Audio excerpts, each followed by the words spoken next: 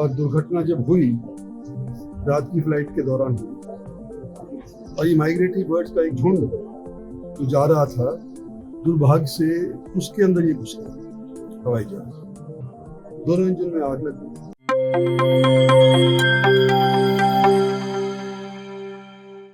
नमस्कार, मैं हूं निशा और आप देख रहे हैं एनजेपी हरियाणा।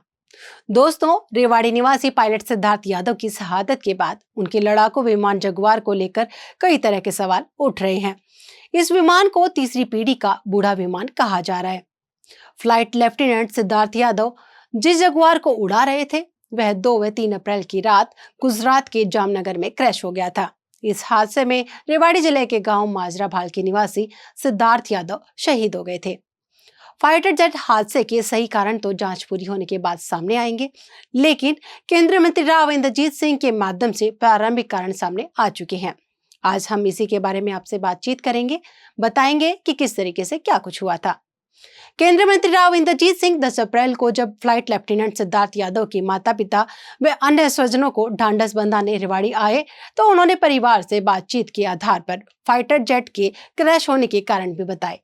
लेकिन पहले हम आपको यह बता दें कि जगुआर के जेट पर सवाल क्यों उठा। सबसे पहले पायलट सिद्धार्थ के अंतिम संस्कार के समय मौजूद एक विंग कमांडर ने कहा था कि जगुआर काफी पुराना है और दुनिया में केवल भारत ही इसे उड़ा रहा है।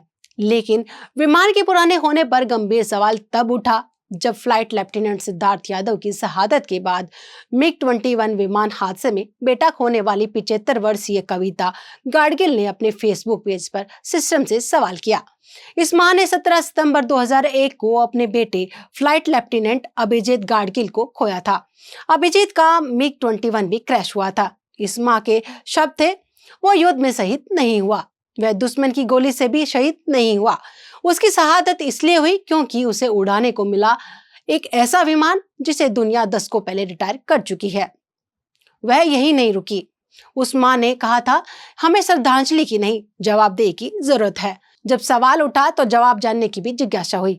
कल 10 अप्रैल को राव इंद्रजीत सिंह ने जगुआर को लेकर सवाल किया था तो उन्होंने कहा कि जगुआर अच्छा विमान है। राव ने इस पर सवाल नहीं उठाए बल्कि विमान की तारीफ की।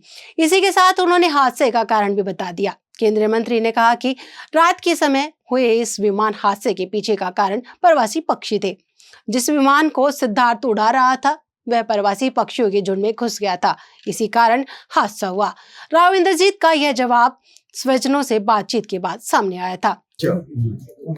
हिंदुस्तान का सबसे फॉरवर्ड जो हवाई जहाज है, लड़ाकू हवाई जहाज, उसको चला रहा था और दुर्घटना जब हुई रात की फ्लाइट के दौरान हुई और ये माइग्रेटरी बर्ड्स का एक झुंड जो जा रहा था, दुर्भाग्य से उसके अंदर ये घुस गया हवाई जहाज। दोनों इंजन में आग लग गई और हमने एक इलाके का बडिंग पायलट ही नहीं बल्कि सीनियर ऑफिस बनने वाला लड़का खो गया। राव की यह बात महत्वपूर्ण है कि जगुआर में खामी नहीं थी, क्योंकि अब सवालों का रुख बदल जाएगा। हालांकि जगुआर की अधिक उम्र को लेकर सवाल पूर्व में भी उठते रहे हैं, लेकिन राव इंद्रजीत ने कहा कि इन विमानों में समय समय पर जरूरत के अनुसार बदलाव होते रहे हैं। राव की बात इसलिए महत्वपूर्ण है क्योंकि वह रक्षा राज्य मंत्री भी रह चुकी हैं। फ्लाइट लेफ्टिनेंट सिद्धार्थ यादव की कुर्बानी के बाद उनके नाम पर किसी चौक, संस्था या सड़क मार्ग का नामकरण करने को लेकर भी बहस तेज हो चुकी है। कुछ अति उत्साहित लोगों ने रेवाड़ी जिले के भाखली माजरा में बन रहे एम्स का नामकरण शहीद के नाम पर करने की मांग की है। इस बारे में राव इंद्रजीत सिंह ने भावनाओं में बहने की बजाय सही जवाब दिया है। उन्होंने कहा कि एम्स का नाम शायद संभव न हो, लेकिन किसी ब्लॉक का नाम उनके नाम से किया जा सकता है। दोस्तों, सिद्धार्थ यादव के विमान हादसे पर आज इतना ही। फिर मिलेंगे किसी नई अपडेट के साथ। नमस्कार।